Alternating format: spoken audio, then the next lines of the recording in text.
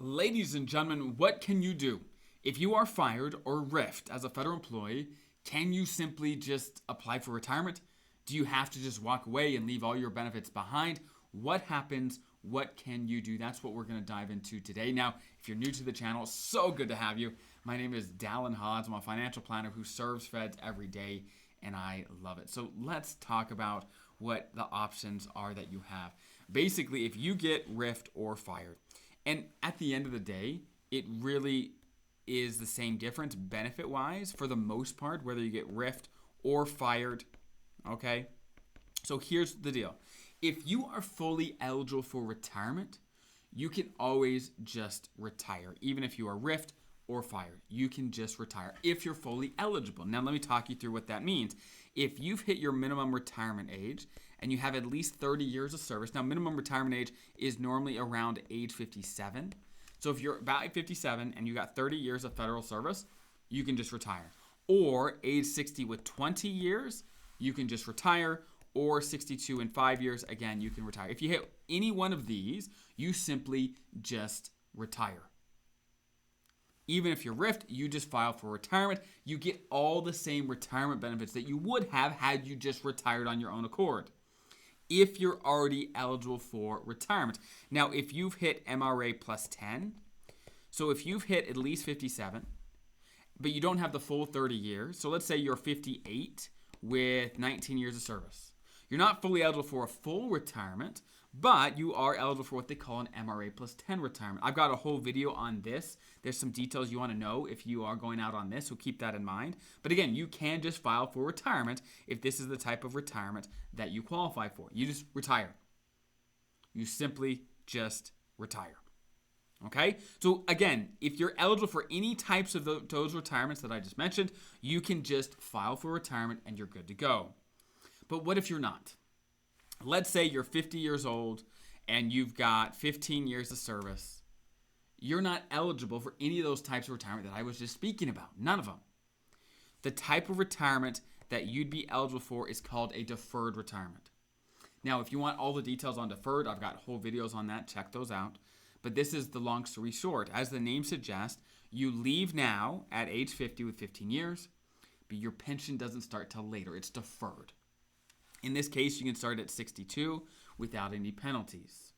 Under this retirement, if you have at least 20 years, you can start at 60. If you have at least 30 years, you can start at your minimum retirement age, about age 57. Okay? That is a deferred retirement. Basically, to get a deferred retirement, you only need a minimum of 5 years of credible civilian service. That's all you need. The bar is extremely low, but with a deferred retirement, you can't keep some key benefits like your FEHB, which is your health insurance. You won't get that. You can't take it into retirement. It won't start back up. When your pension does, it's gone forever. And of course, your pension doesn't start right away. So the deferred retirement is easy to qualify for. You only need 5 years of service. But again, there's some major downsides. So long story short, if you're RIFed or fired and you're only eligible for a deferred retirement, you technically aren't retiring. You're just leaving the government. And then later, when you're eligible to start your pension, let's say at 62 or whenever it is for you, then you apply for your deferred retirement. That's how that would work. Okay? Now, one exception to all this. There is what they call a DSR, Discontinued Service Retirement. Discontinued Service Retirement. Now, don't get that confused with DRP. There's a lot of acronyms. That's the Deferred Resignation Program, the DRP, that was offered early, of course, 2025, allowing people to be put on administrative leave, normally through September 30 or 12/31 of this year. I'm not talking about the DRP program right now. I'm talking about a different program. It's called Discontinued Service Retirement, and this is how it works. Long story short, if you are RIFed or fired, and you meet one of the following criteria. You're age 50 with at least 20 years of service, or you have 25 years of service at any age. If you hit one of those, you may be eligible for a DSR retirement, which means you actually get a pension right away, which means dollars coming in every month right away, which is really, really nice.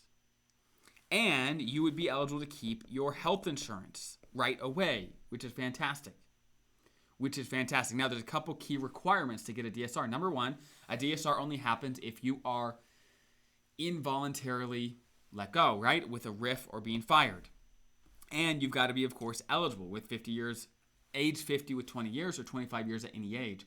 And there's one major requirement which says that if your agency, before they fired you, offered you a reasonable offer for another job, saying, look, your position's going away, but you can take this other one. If they did that and then you get fired, you would not be eligible for the DSR. You would not be. Now, I'm not going to go into DSR in super depth. I got other videos on that, but I wanted to mention it here so you know it existed, so that if this was you, you would know where to look. And if you are fired and you think you're eligible for DSR, talk to your HR. In the out processing, they will clarify whether you are eligible for a DSR or not.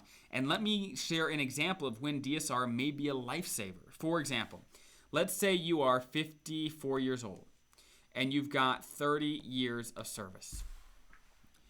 To be eligible for a full retirement, you have to have met your minimum retirement age and have 30 years, right?